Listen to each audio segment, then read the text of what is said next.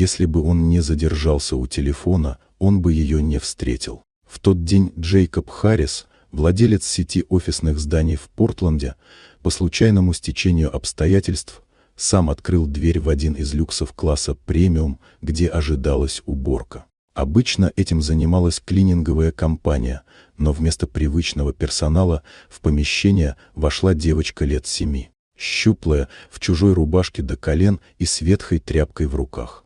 Она просто прошла мимо него, будто это было совершенно естественно, и направилась в ванную.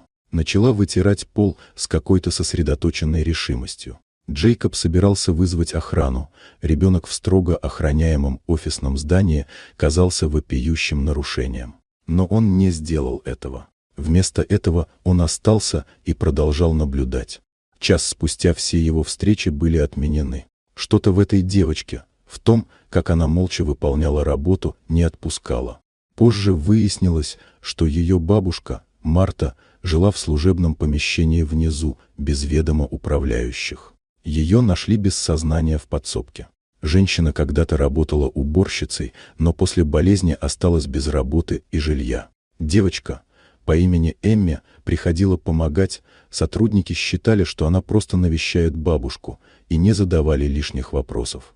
Когда Джейкоб отвез Марту в клинику, он временно забрал Эмми к себе. Она не плакала, не спрашивала, не просила. Просто сидела в тишине и принимала все как есть. Через 2 дня она уже спала в чистой постели, ела горячую еду и по-прежнему молчала. Без претензий, без надежд. Просто спокойно. Он оформил временную опеку, записал ее в местную школу, купил форму, устроил в художественный кружок. Она не просила ничего лишнего. Все изменилось в один вечер, когда он проверял ее школьные тетради и случайно наткнулся на сочинение о родителях. Там был заголовок «Самый лучший в мире папа». Слов у него не нашлось. Он просто поехал и подписал документы на постоянную опеку. С тех пор его утро начиналось не с расписания, а с тихого пробуждения Эмми. По субботам они вместе готовили пиццу, по вечерам гуляли по району с их псом по имени Джек. Его жизнь изменилась не по плану, но в правильную сторону. Вот такая удивительная история.